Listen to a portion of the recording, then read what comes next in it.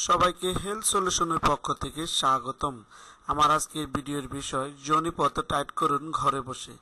আমার এই ভিডিওটি যদি আপনাদের ভালো লেগে থাকে অবশ্যই চ্যানেলটি সাবস্ক্রাইব করবেন। চলুন দেখে নিই হেলথ সলিউশনের এই ভিডিওটি।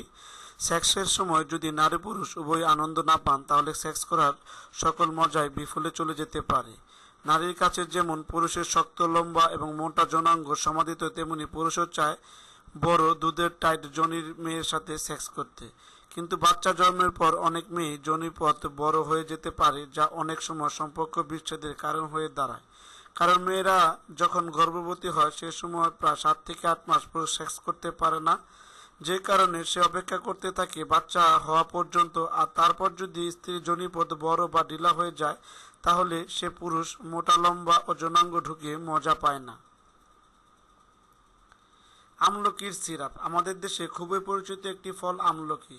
দামে কম, সহজলভ্য এই ফলটি যোনিপথ টাইট করার জন্য ও বাইরের দেশগুলোর মেয়েদের যোনিপথ ব্যাপক পরিমাণে ব্যবহার করা হয়।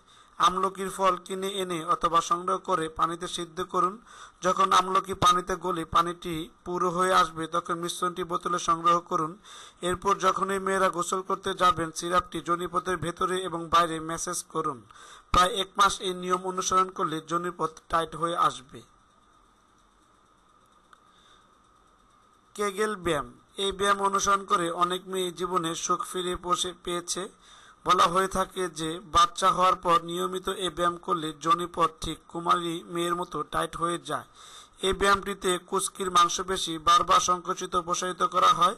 কুস্কি 10 সেকেন্ডের জন্য সংকুচিত করে ছেড়ে দিতে হয়, আবার 10 সেকেন্ডের জন্য সংকুচিত করতে হয়। এভাবে প্রায় 15 বার পদ্ধতিটি রিপিট করুন। দিনে বিরতি দিয়ে 100 থেকে 200 বার কেগেল ব্যায়াম করতে পারেন।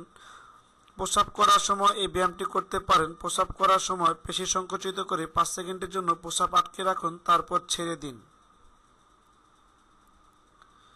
সুস্থ খাদ্যাভ্যাস।